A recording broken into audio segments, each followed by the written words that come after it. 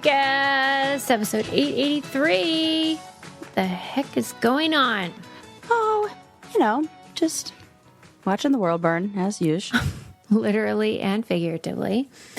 Okay, let me think. I have stories for you. Not really. This is the time of year when I'm just like waiting for spring. Right. You're just like chomping at the bit for it to become spring. White knuckling it around here. Yeah. I am happy that people like you have some enjoyment out of it. I can't even fathom that. I did get a new nice jacket that's very warm. Is that the one I saw of your picture? Did you take the cool snowy pic? Oh, gosh. I love a furry, what do you call that? Like hood? Yeah. Fur-lined trim. Hood. Well, because I am not joking. I had my previous winter jacket for 15 years. Oh, I totally understand because I'll do you one. I had my previous jacket for 15 years. Yeah. I dry cleaned my jacket for the first time in maybe 10. Which is something I shouldn't be admitting. But because I never lived in a cold climate for long enough to I wore that jacket one time a year for, and it was like for 2 seconds. Well, then I needed to actually dry clean it. And I was like, holy shit, $50 to dry clean a jacket? Is that usual? Well, that's a lot, actually. But, I mean, maybe 30 I would think would be normal. Right. But she charged me $50 for that thing. I'm wearing that bad boy every day through, 4 months of the year. So, to wear it for 15 years is, wow. Insanity, right? I told Link, I was cost per wear. I know, but amazing. I was just in this mode. I told Link I've had this jacket longer than you've been alive. Wow. And I was like, I bit the bullet and invested in a coat. Good. You should. That's what you should invest in. So it can last another 15 years. It was pre-owned. You need to sell me. I love all of this. Yes. She's convincing me. I'm saying reduce, reuse, recycle. I'm all for buying an expensive piece. Yes. If, you're going to wear it for a while. And if you can get it pre-owned. It's the best way to do it. Even better for the earth and all that. I just did that with the North Face jacket I got. It's like a mid-layer. Yes. I needed that. Yeah. Yeah. Okay. I love that for you, Suze. Yes. Thank you. Yeah. I'm all about everything. I'm moving towards gifts have to be in the either activity or upcycled, or I know you really, really, really wanted this and you talked about it. Hat? Like your Chili's hat. But Sarah, I meant to tell you that game you bought, Lincoln Wavelength, we play it almost every day. I knew it. I wrote Lincoln on the card, but it really was for the whole family. But I was like, I got to get him something. Yeah. But I'm like, that kid has everything. What do I get him? So I knew that this game was going to be so fun. Oh, yeah, I've seen it on TikTok. He was already oh, yeah, I know about it. Yes. Yeah, you All I want to do is have win, pick the right gifts. You were right. For the fam. Right. Mm-hmm. I have another one that's currently in my cart waiting for his birthday. Wow, you are on top of it. Because and also this is maybe a little bit selfish because when I come to your house, I want to play these games with you. Yeah. And you're right to do so. And then I'm like, it's a fun for the whole family. And I can only deal with him beating everybody at Clue for so long. Yeah. Now he's beating us at poker. It sucks. Oh, jeez. I hate it. So we had to introduce some new games so that he doesn't just continuously beat you at this game. If you people don't have it, it's really cute and fun, and it's fun for discussions. It's that's what I thought because he's a negotiator, so I thought this would give him an opportunity to sell you on whatever. Yeah. It feels like there's an opportunity wavelength. It's about vibes. Yeah, it's about vibes. It's really good. So thank you for that. Oh, I'm so glad. Yay. Let's dive in because we are in chitty chat mode. We need to oh my God, we totally are. Let's do it. Okay. Well, for starters, I watched on HBO Max, I watched a documentary about the true crime Texas cheerleader murder. Do you know the Texas cheerleader murder? No, This was I thought, before your time, maybe. was like this like 1990. what they based? Was it like no? Texas Chainsaw Massacre came before that, but that feels like because there were a lot of cheerleaders murdered in those old movies. Yeah, they also called her the Pom Pom Mom. No, I have no idea what this is. Okay, so here's the scoop. There was a cheerleader who didn't make the team, and her mom was pissed. And she was mad at the girl that took her place because it was sort of like she wasn't even eligible, but she got a wink, and she shouldn't have even been in the running, but she made the team and her daughter didn't. So she was like, fuck this. And she was like ranting and raving about it, probably to her family. And she was in the midst of a divorce and custody battle with her husband at the time. But her husband's brother happens to be a hitman. So what do you mean? All the luck. I feel like birds of a feather. Like if I don't think I would be in a relationship with somebody whose sibling was a hitman. That's not something Totally. you announce at the. Could you imagine you're sitting? You're going to go to Thanksgiving with these people? I know. I know. That's not for me. Well, she clearly knew that she was in a bad sitch, so she was like hitting the road jack. But she also wanted her daughter to make this cheerleader team squad, and so then, this is what's crazy. When it happened in real time, I remember 1990. Everyone was talking about the Texas cheerleader mom, pom-pom mom, whatevs, and how she is this crazy psycho stage mom who like couldn't accept that her daughter didn't have what it takes to make the team. And so instead of like dealing with it, hired a hitman to kill the mom of the rival. Now, the hitman turned her in. He didn't kill anybody. What? So, yes, doesn't that go against the code of hitmen? Right. That's don't ask, don't tell. Right. That's like Right. come on. Right. That's like a red flag. Magician's code, hitman code. Okay. So, she gets arrested. The whole media goes wild, like this stage mom, cheerleader mom scenario where it's like this crazy psycho bitch. Nobody's dead, keep in mind. Right. And so what did she do? She just reached out to this guy and was like, hey, kill this chick? She was sort of like venting, and he was, okay, so the story is he was asked by the husband to like set her up. So that he could get custody of the kids. No! Yes! So the hitman is being like, don't you hate that lady? Wouldn't you like to get rid of her? And she's like, yeah, I would. You know, like kind of like just taking the bait. Yes, like, and who hasn't said, yeah, I would love to get rid of them? Totally. But I didn't know any of this until now. I just thought she was a crazy lady until just this second. Until I watched this documentary. Oh my God, this is kind of like the McDonald's lady who got the coffee spilt on her and you didn't even know until you're like, wait a sec, I'm actually on her side. Yeah, because the media runs away with the story and then never updates you once there's more information. Or like the American Nightmare one where we thought she was the Gone Girl situation and then it turned out she actually was kidnapped and that guy's like still on the fucking loose somewhere. Okay. Yeah. Oh my God. Okay, so here's... This is... then what? Well, so then she is convicted of conspiring to murder this rival and was sentenced to, I think, 10 years. But then I'm sorry. You get more time for setting up a hit than you do for sexual assault? Yeah, Brock Turner. We're looking at you. Or literally any of them? Like it doesn't have to be that one. Pick, take your pick. Right. Huh. Yeah, I don't like that's that. always I what's weird still about think attempted that like murder. Right.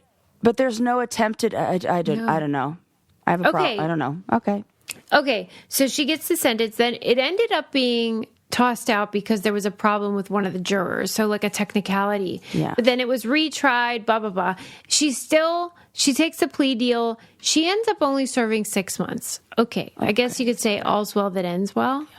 Yeah. But what is totally fascinating is that 6 months seems like an appropriate amount of time for that. For like gossip. Yeah, for something where no money was exchanged, No. Yeah, okay. See, for talking about that, I mean, Who among that's us? like right. That's what I'm like.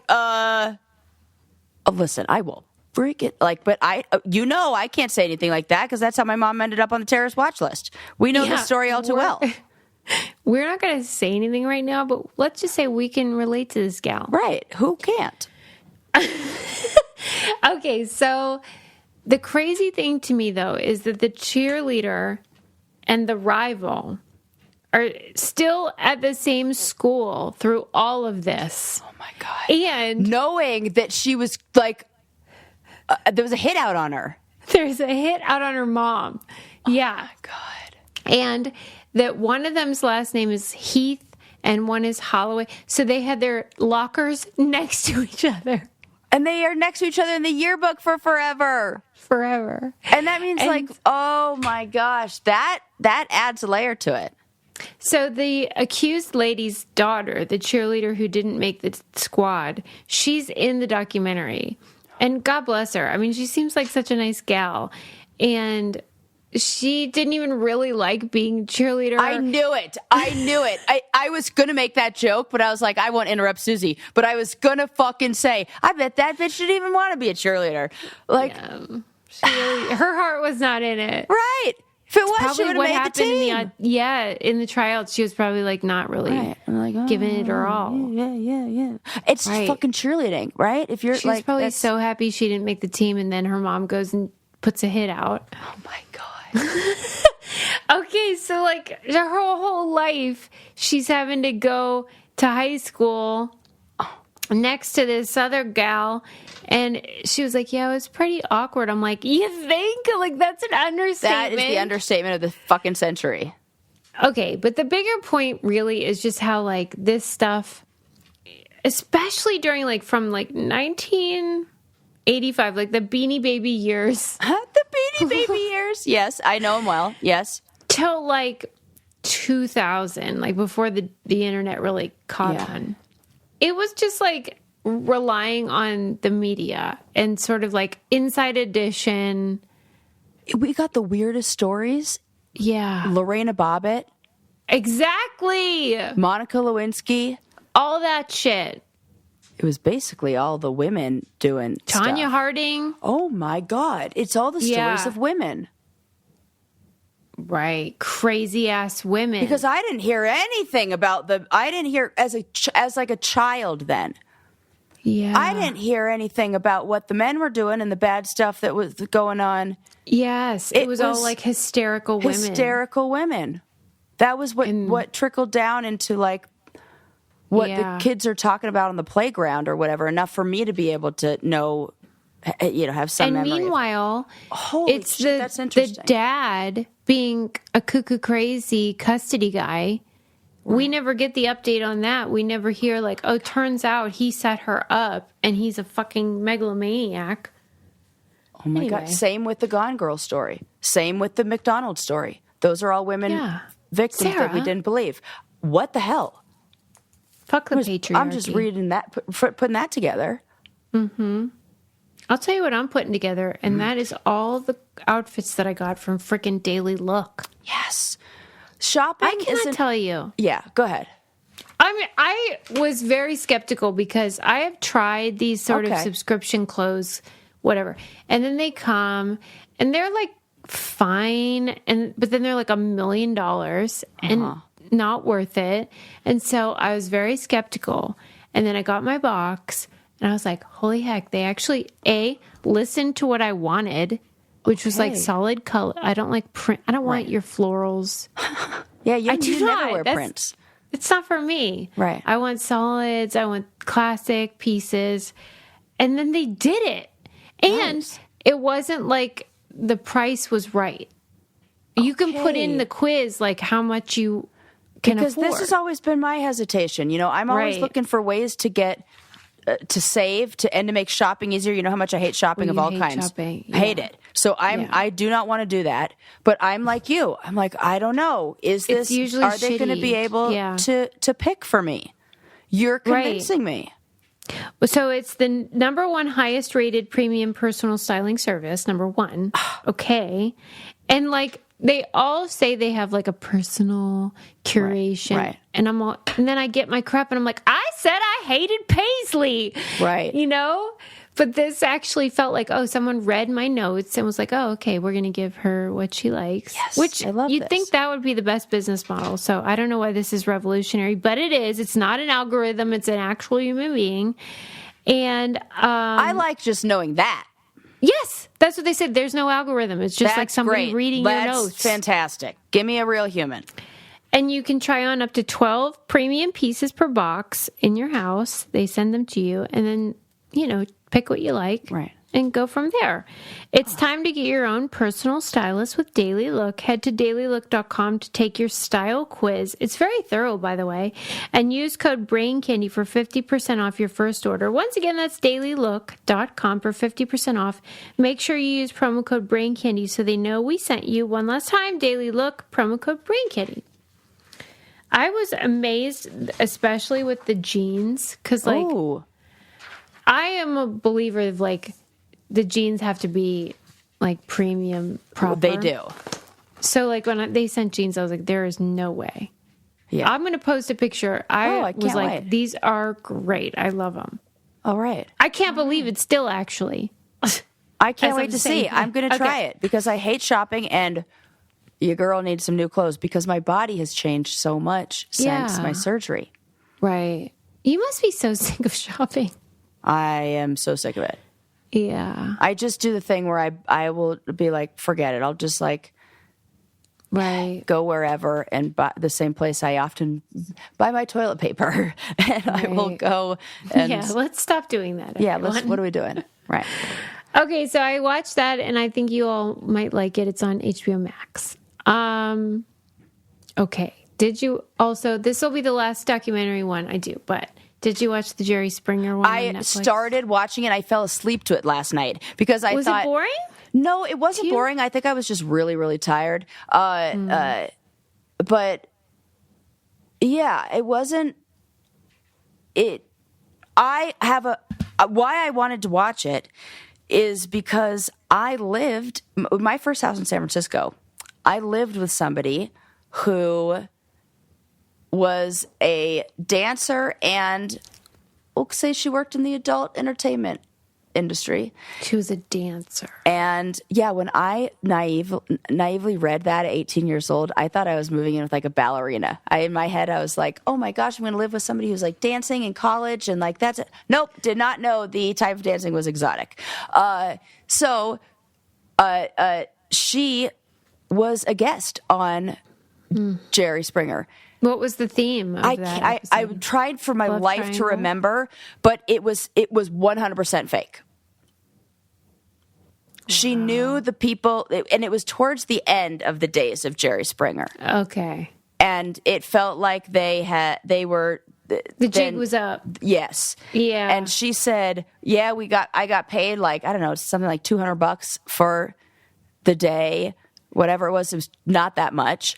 And I remember her saying it was like I knew the person that I was up there, like having a fight with or Totally. whatever. Yeah. But the And that it was scenario like, was no. all made up, and Oh we my were God. amping it up for the cameras.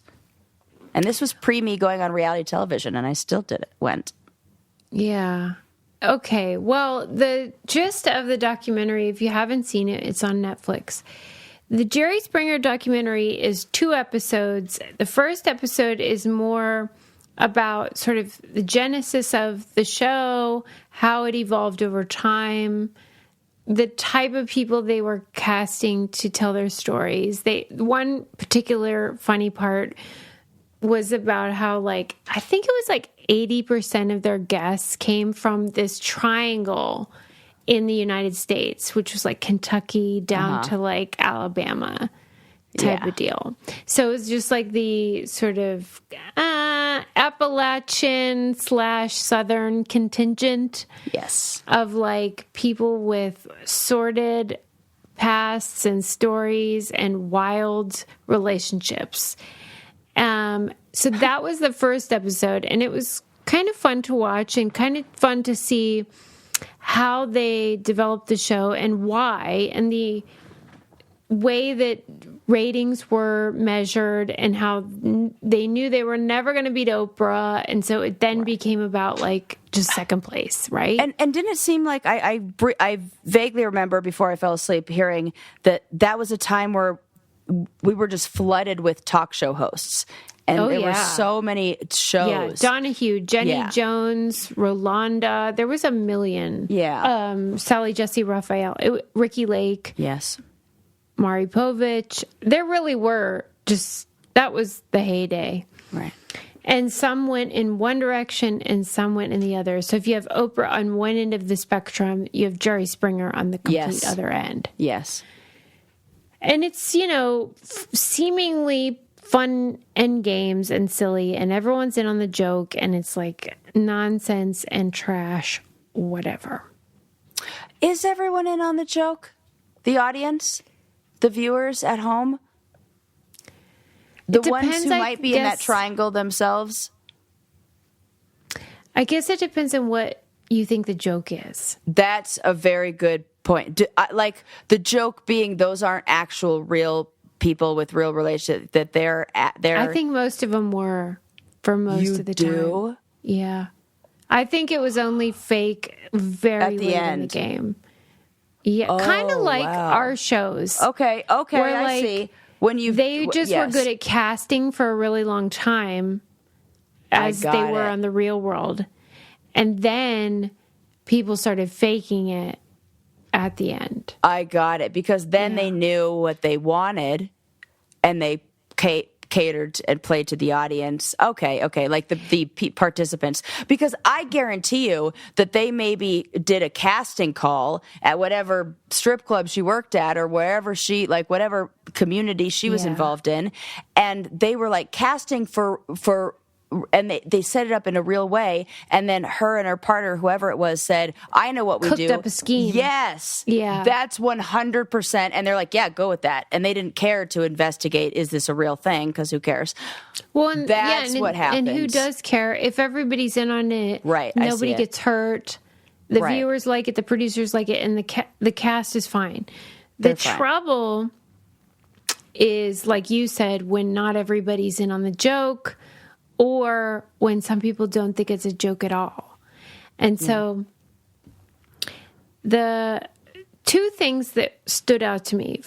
First of all, they showed footage from behind the scenes where the producers were under the gun and the ratings were really important because of all those talk shows existing, and knowing that if they didn't hit a certain mark, they were done and they would have no job. So the producers knew the stakes. And so they would take the people that were coming on that day and they would take them separately, and then they would role play, and they would say, okay, so you're going to be on stage and you're going to say what to the person. And they would make the person like practice. And then the producer was like, no, you have to explain to him why this is so horrible. Like they were coaching them on like why they needed to be really emphatic and severe. Right. Okay. So like then. And like that is revving them up and amping them up right before. Okay, I better perform. They're properly. Basically like, you're like shocking the bull before you let it out into the bull, whatever you call that. What a great analogy, because that is exactly right. Yeah. Okay. So then the second episode, they almost entirely focused on this one thing, which I knew that there had been a Jenny Jones murder. Do you remember that? We talked about it. Maybe. I do remember this. Like where somebody was like kind of ambushed and then off. There was like a gay thing. And then who's responsible for it if they... Right. Yeah. I never knew there was a Jerry Jones. There was like a gay, like, yes, I remember this now. Yeah, but I never knew there was a Jerry Springer one, and oh my God, the framework was there was a man and two ladies who were sort of fighting over him, so like a love triangle situation, and they filmed the whole thing, and then they went home, and then, it was a couple months before it aired. And they say that's why the public never really connected the dots, because it only happened after it aired. So it aired, and then the guy got worked up and got drunk at a bar, and it's on at the bar, and everyone's watching, and then he went and killed one of the ladies. Oh my God. And her son was in this documentary and just talking about how much he loved his mom and stuff. Oh.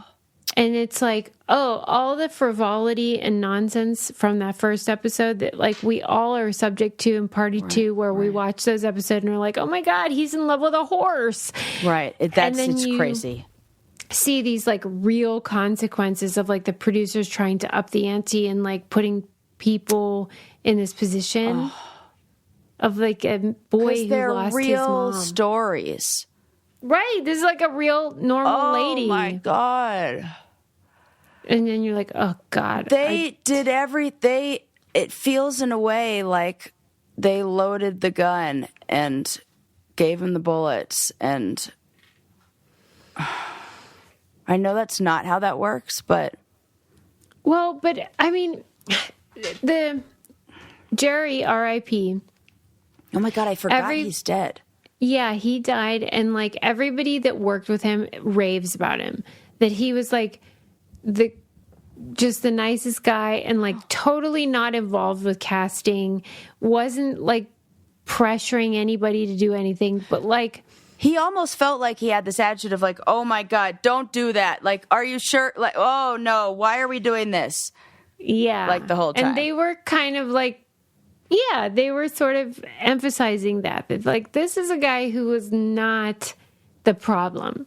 He is like genuinely sweet and kind. He has a daughter who has, I think, maybe cerebral palsy or something, and special needs. And he was like very tender and loving and kind to her.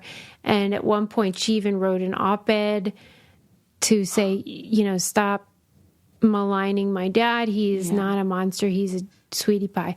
Okay.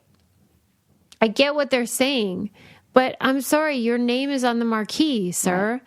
Right. Like, you cannot just like pretend like you had nothing to do with it. This is what people do when their name becomes a brand. This feels like when, who was it?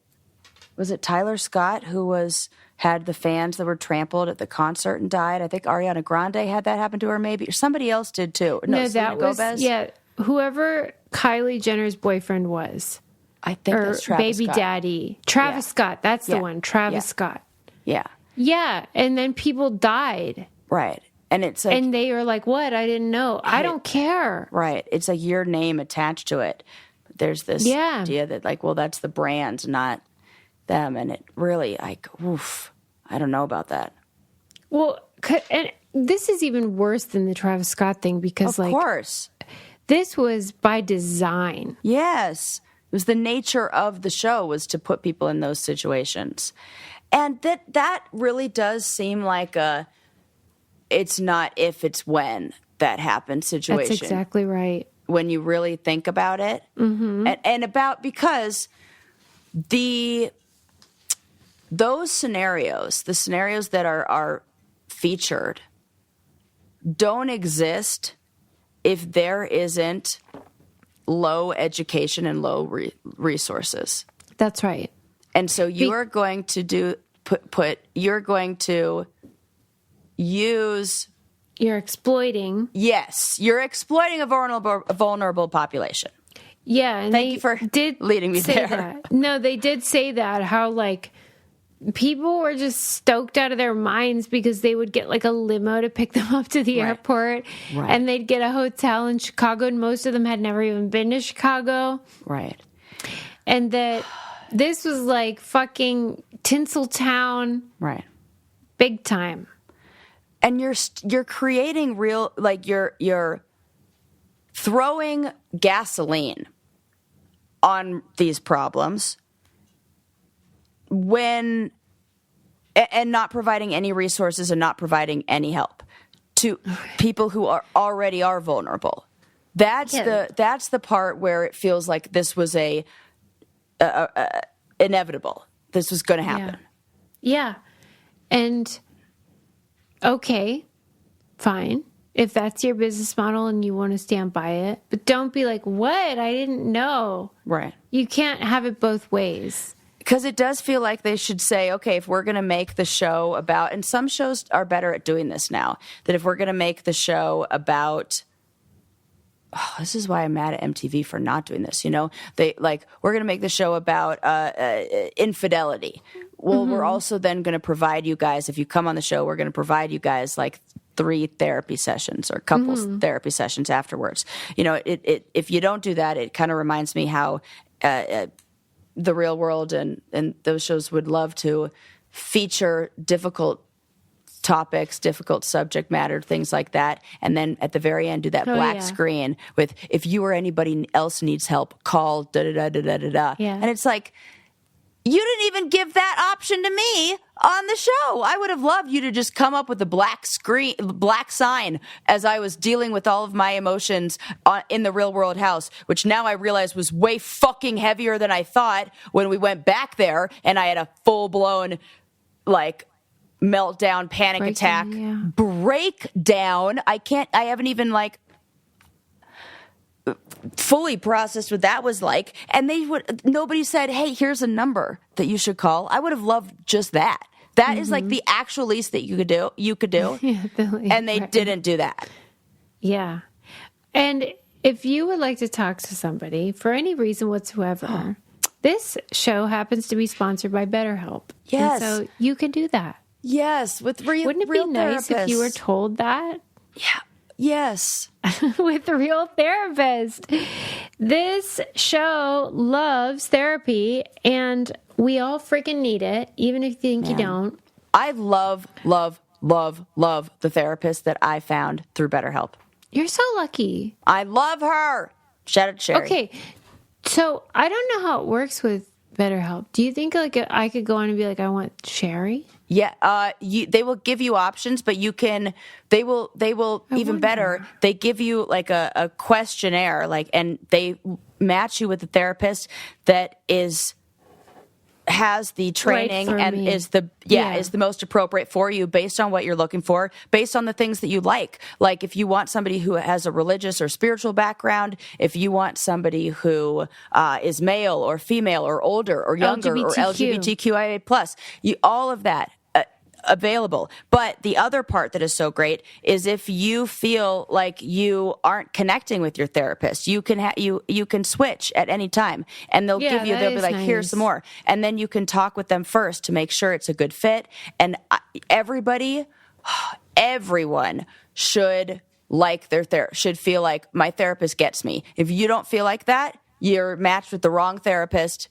And you don't have to always agree with them and like them. And in fact, I would love it, whenever my clients are like, I'm actually a little mad at Sarah right now. And know that they're right for you. Yeah. Yes, you have to feel like you guys are on the same page. Not like they're mad at me, but when I push them to grow, sometimes that's uncomfortable. But that's what we want. We want them to push us, but feel safe with them and feel like they totally get us. And therapists at BetterHelp are there to get you.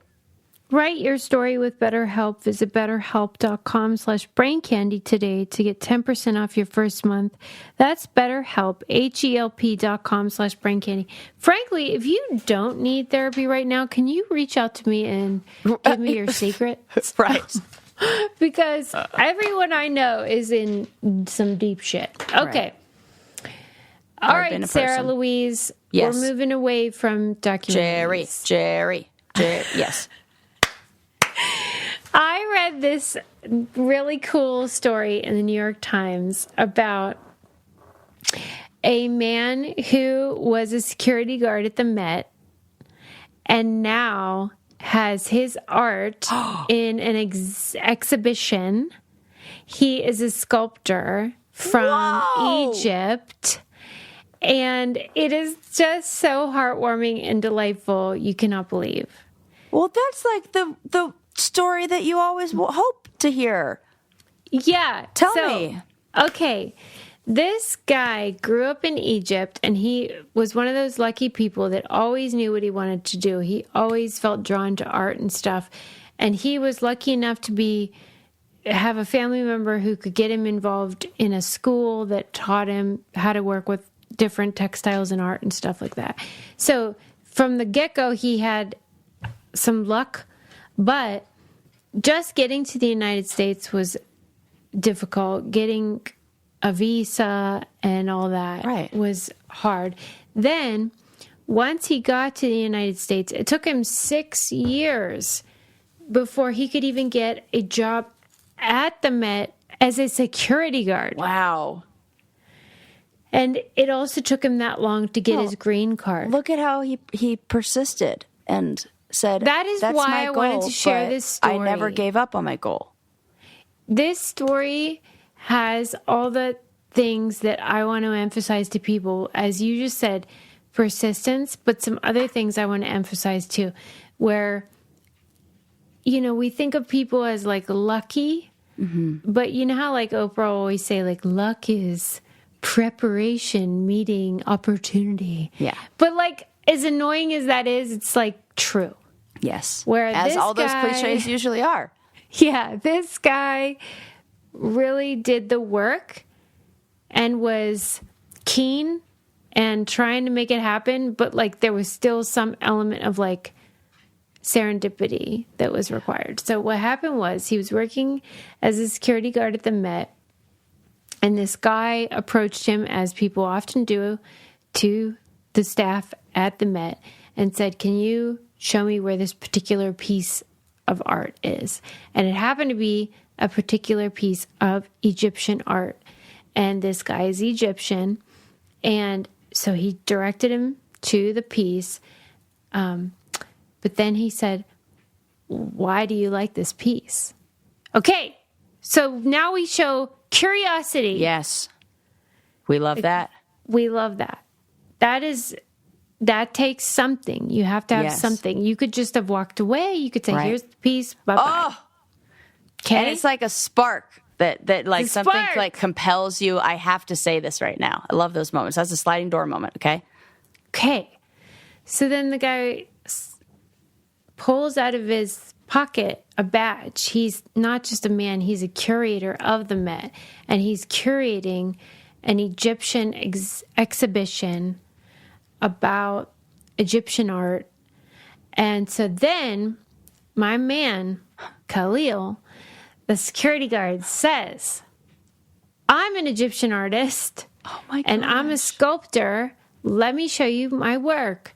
That is boldness. Yes. Be bold. Be bold. And so then he showed the guy his art, and thank God he's like talented. What if it was dog shit, you know? Right. Because then if you're like fucking curious and bold, but then you have fucking no talent, well, you're still shit out of luck, okay? Right. I don't know what to tell you. But anyway, so he shows the curator, and the curator is like, "Oh my gosh, this is gorgeous."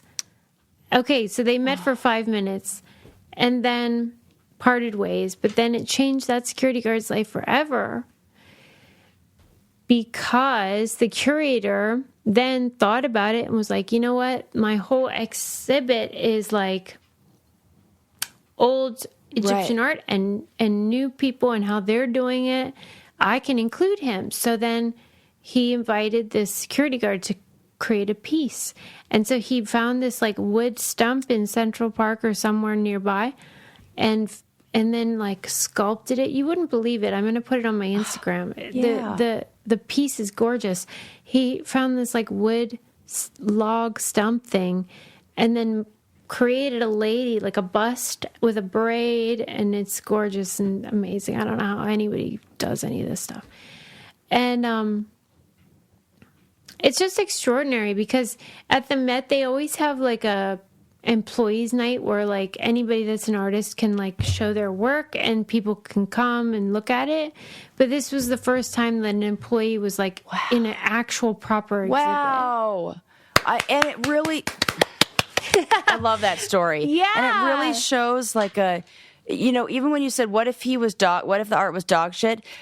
Impossible, because when you are dedicated and when you are following a passion, if you are consistent and persistent with that, which he was, you improve and your skills become better. And I would imagine if he's the kind of person who put himself, it worked so hard to just work at the Met and be around art, he probably surrounded himself with art in other ways and met people who were sculptors. Yeah, And, he was obsessed. So that's how you become proficient and good at something. You have to be immersed in it. You have to practice. I was watching this really cool video on Instagram. It was like this guy who wanted to be a dancer. And it was the first videos that he recorded in like 2019 of him dancing. And then it was him dancing as a backup dancer at a concert. And you see him go from a shit dancer that if he posted those videos and listened to the comments that said, "Oh, you're terrible, da-da-da-da." Get a lesson? Right. Exactly. Right. And he just kept going for 5 years, and now he's a backup dancer in some big, like, concert tour. Yeah. It's so inspiring. And it's awesome. It's awesome. I love when people with talent get what they deserve, but it's also such a reminder about how, like, you cannot be passive. Yes. That if you want something, please don't let that moment pass you by. And you know how people will say, "Oh, I just want to be," like there's that feeling of like, I want to be discovered. He was discovered. That wasn't you don't just get discovered standing there doing nothing, like without taking any action or being closed off to opportunity. You actually have to seize it. Yep. Yeah. And then you will have that story of, "Oh yeah, I was just discovered, in this and this and this way," but that you got to put it on display, or you got to take that chance, or you got to show it off, or whatever it is. And I'm so feel excited proud. For him. Yeah. I really am. Because great things will come just from the New York Times. Like, who doesn't want to buy his art now? That's what I thought. If I am in New York, I want to see this exhibit. Yeah. And it's beautiful. Like, just the photos of it. You're just like, oh, how the heck do you make that out of wood? A piece of wood. I can't wait. Extraordinary. I can't wait to see.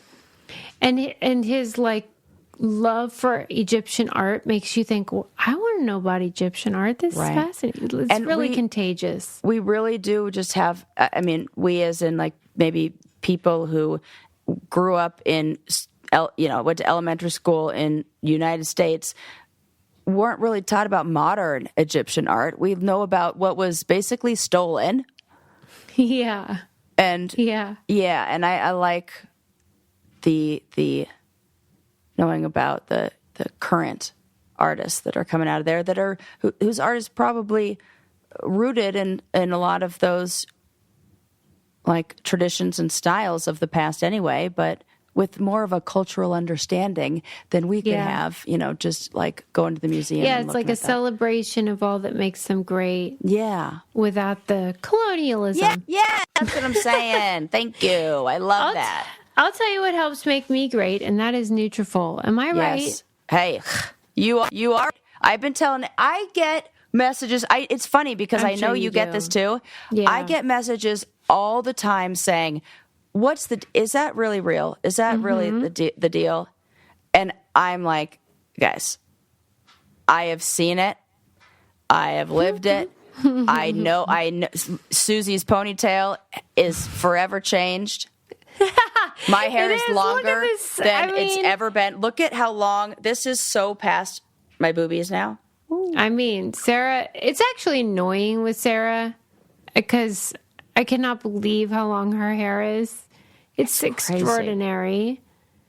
But that's all I changed. As you know, I had the tragedy when half my hair fell out. Yes. So I've been having to grow it back, and it's been such a joy to watch it. The only bad part is how long it takes me to dry it.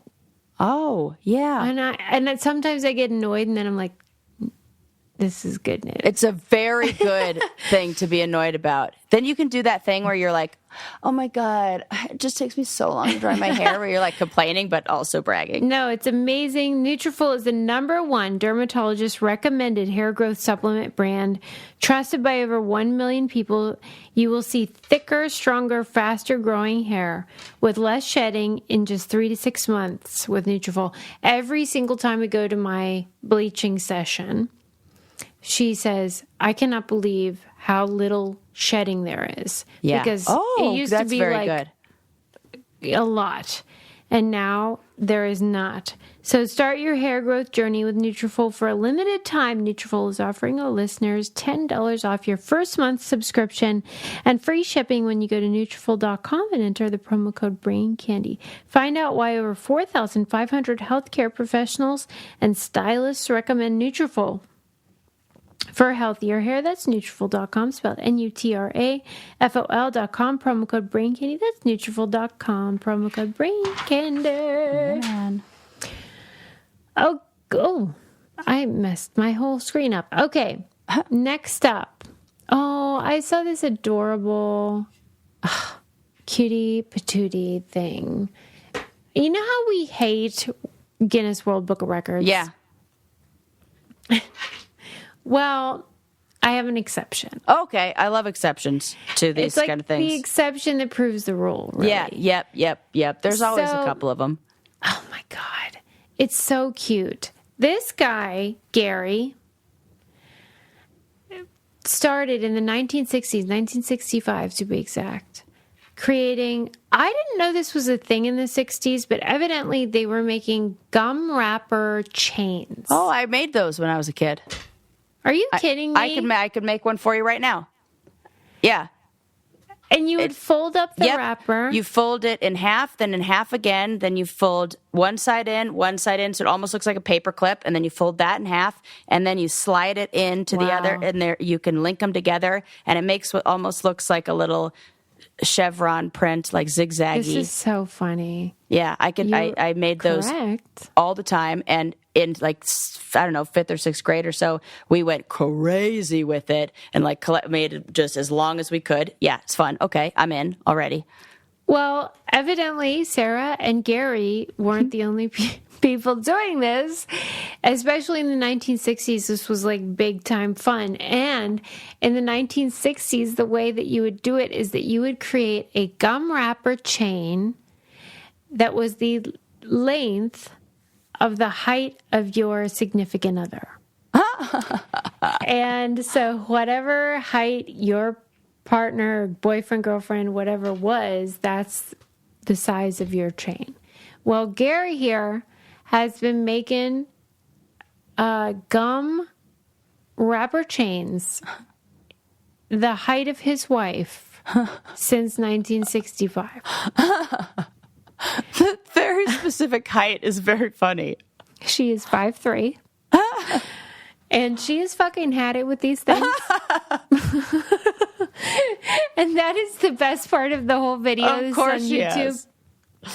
Because it'll be like this video of like him being like, here's how you do it. And here, okay, like big red. And then it would be like a chain of red. And then like double mint is green. And so like you'd see all the colors in the chain.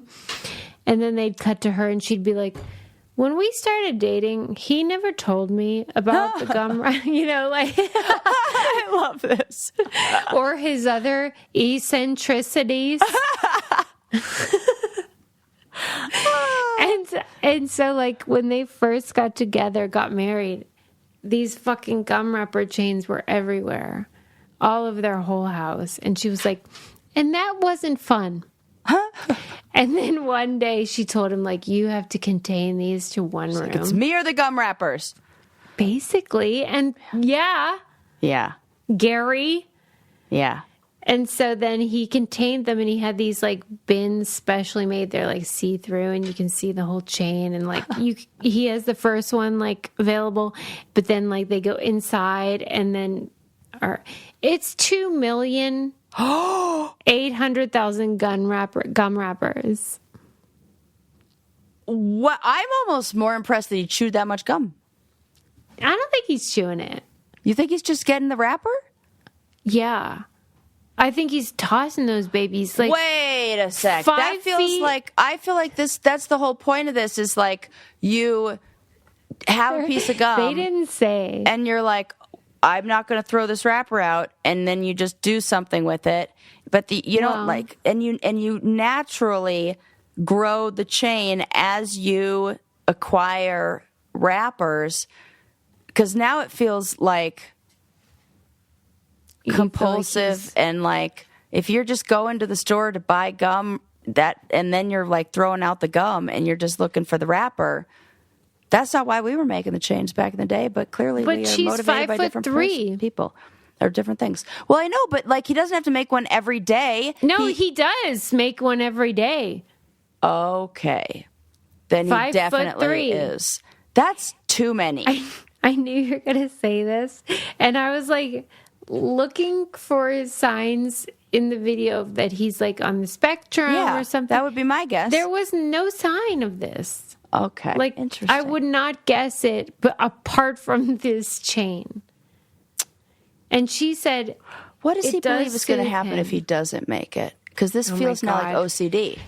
Well, so Lincoln just started his OCD clinic, and it's intensive. It's 3 hours a day. And when they were doing the intake, it was totally fascinating. Yeah. Like the questions they ask. What do you believe will happen? And like, you know what? It was real fun for me. What? Is there were like things where I knew that it was like one of these OCD behaviors, but he was like, what? No.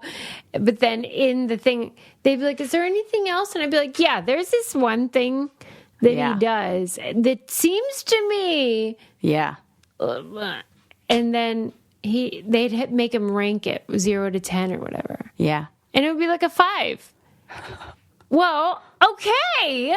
Right. I was right. Then that is. Because then they think if they don't do this ritual or whatever. Right. Something bad will happen. It's like upset. At minimum, it's like it's just. It's the feeling of you have an itch to scratch and you can't scratch it. Yes, it's disturbing where they like don't feel right about it. Mm-hmm. Maybe they don't think the world's going to end, but they're like, I don't like that. Yeah, I feel it when somebody touches my left shoulder and not my right. Okay, that's way off with that. Yeah, the symmetry. Yeah. Yes, I could get heebie-jeebies thinking about it. That the symmetry is one of the criterion that they rank for the OCDers. Yes. You people, I know, are everywhere in my life. I know. Adam said that in the meeting because it was like, Adam, OCD, fucking dyslexic, ADHD, Lincoln the same. And I'm over here being like, yep, your co-host and business partner that you work with. I have different problems. Maybe I'm worse because mine don't have like a diagnosis. They're just like, she has a bad personality. Or maybe it's just the effects of being around all of us, that this is what we've done to you. Oh my God, no. Because I do try to emphasize with Lincoln and Adam and you. Fuck, it is a superpower too, what you people have. That's it's annoying AF in certain ways. And disruptive in certain ways. Disruptive. But my God, you people can do things I could never do. We're good or we're terrible. So I think Gary's the same way. I could never make a gum wrapper chain. Right. And let alone I bet 2 million, whatever. I bet he could do other things if he put his mind to it. But he's booked solid with this chain. He is booked solid. Oh my gosh. Okay. I actually think in my, like I have an old, but we did it mostly out of Starburst because that was what I love to eat. So I have I think I might actually have some pieces of it in my like old scrapbook, like boxes, like, And Those, like, how memory does that make you boxes. feel? Like, maybe you want to get them out again. Well, maybe I just I can remember like the memories of like going around. Can I have your Starburst wrapper? Can I have your Starburst wrapper? Like, Oh, Lord. yeah. Right. And like thinking I don't care going to about somehow get anything that cool much. points if I make it super long. Did you, though? No, absolutely. Did I make it long or did I get cool points? Yes and no. The goal points is what I Yeah, wanted. absolutely none. None. Zero. Mm-hmm. In my mind, according to second grade me or sixth grade me, I was like, yes, this rocks. Yeah. OCD is fascinating, and it is, to me, I feel like very similar to allergy, where allergies are your brain mistaking a friendly thing yes. for a threat. Yeah. And for many of the things in OCD, it is similar, where my son does not want to touch a paper towel. Right. Right? That is ridiculous. But his That's a friendly brain is, thing, right? His brain is telling him that is a threat. Yeah. And he recoils at the thought even of touching it. Yeah. That is an allergy. Yeah. Yeah. And we're That's very a good way fine to with think allergies. about it. That's a good way to think about it. Nobody judges somebody that gets hives Right. from peanuts or whatever, or Right. shellfish. Yeah, But we his do brain's having judge a little people that don't want to touch a paper towel. That would be like, what the fuck is wrong with you? I don't judge him. No, you you don't. But I think I do. Okay. Then this makes sense that this is the lesson. Maybe I feel like my mother would say, your soul chose this incarnation to learn these lessons and picked out the child, or Lincoln picked you as his mother to come down into this world because he needed to learn some lessons and you needed to learn some lessons. That's what my mother would say. Yeah, because it's not that I would want to be cruel. It's that I wouldn't know that their brain is malfunctioning. Right. And what I have seen from you in the last, I'd say maybe like, it's really ramped up in like the last 2 years, and it's like an increased empathy and understanding. And 5, and then especially in the last 2, an increased understanding for like mental illness and like just this empathy and compassion that is a non-judgmental like attitude about it, because you it's see not and really good emotional. metaphors and stuff like that. It's just information. It's not like, oh, I feel sorry for. Right. It's not. It's not emotional at all. It's like, oh, your brain's fucking tricking you, and my brain tricks me all the time. Right. It's an increased understanding. We'll say it like that. Yeah. That then leads to, I think, that compassion for it and just an understanding of it. Yeah. Our brains can really be fucking assholes. Oh my gosh, yeah. I always say to clients, this thing, oh my God, it's so dumb. It's so smart, but like so dumb. So dumb. Like, we're like, why did you do that? And they'll be like, what? And I'll be like, okay, don't think of pink elephants. Yeah. Like, fuck, dumb brain. God, that guy, I just said don't, and it'll still do it. It's like, what? That pink elephant? Did somebody say pink elephants? You're like, oh, God. Yeah. So we got to give them blue and on monkeys this show, instead. We see it with cults. We see it with all sorts of things that seem like I would never do that. Right? Right. The people who confessed to murders and didn't do it, and we're like, we see the ways that our brain tricks us, and we think audio hallucinations, visual hallucination, magic tricks that work on just your ears. Yeah. Come on. Yeah, it's not. It's realizing that our brains are very fallible, and that they do a lot of really great work and extraordinary stuff, but they can also fuck up. And so, as my mom says, you are not your brain. You're not your brain. You are not your thoughts. Yeah. So, anywho, you get the idea. Yeah. It's all wacky tobacco, but that's we're all story. At the mercy. Yeah. Okay, we need to wrap it up. This is just for fun because I think it's funny. I love a fun one. McDonald's Filet-o-Fish packaging. Okay, this part's not funny, but it contains chemicals that have been unauthorized for food contact uses by the FDA since 2022. Oh, are they doing that clever thing where they're trying to make it look like it's wrapped in newspaper? No, it's the old classic box. Oh, it's like that? I thought they were, like you were saying, they're coming out with like a new Filet-o-Fish and they're wrapping it like a fish like that you got at the fish market. Oh, that'd be cute though. I know, I thought that would be cute. No, these are the old classic boxes, but some organization tested them and found that they're chemicals in these boxes are why just specific to Filet-o-Fish?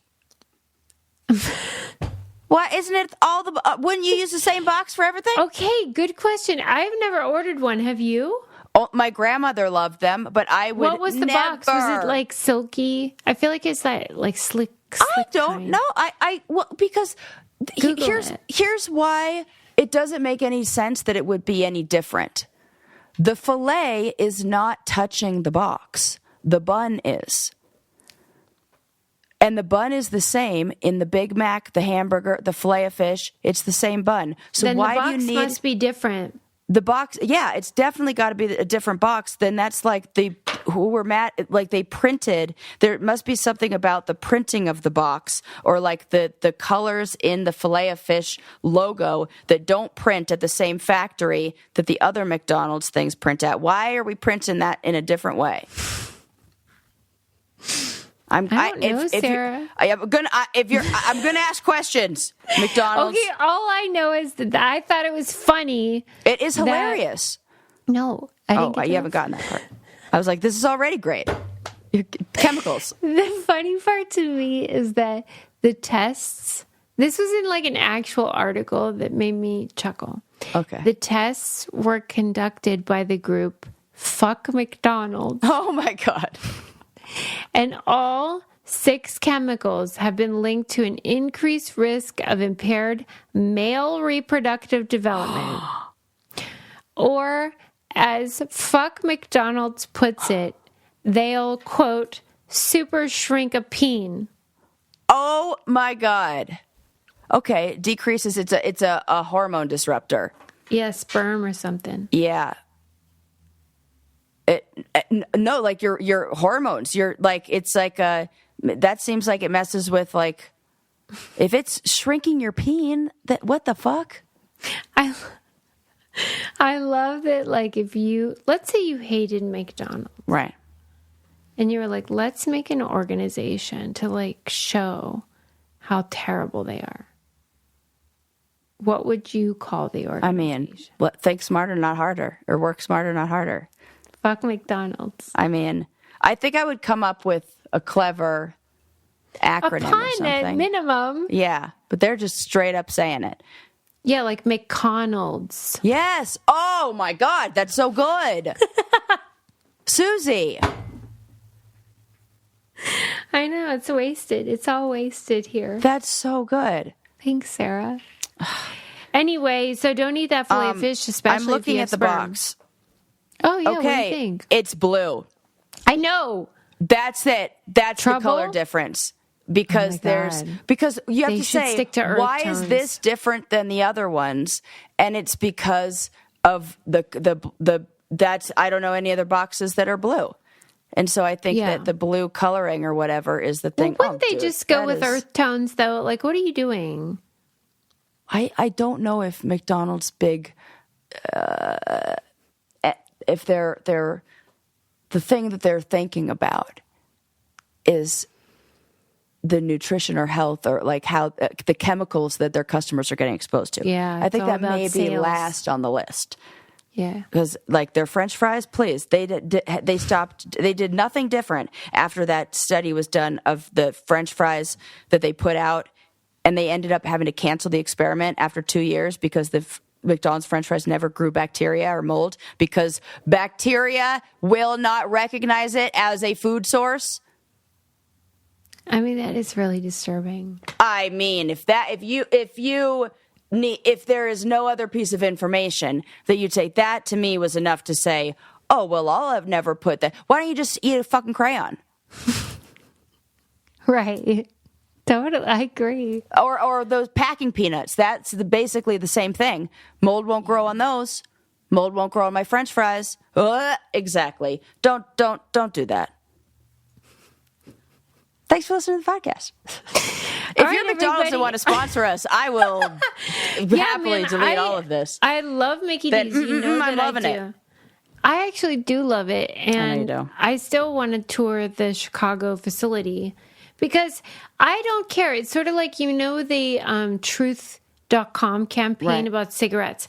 They were never saying don't smoke. Right. They were saying you should have all the information and be able to decide for yourself. And I like that.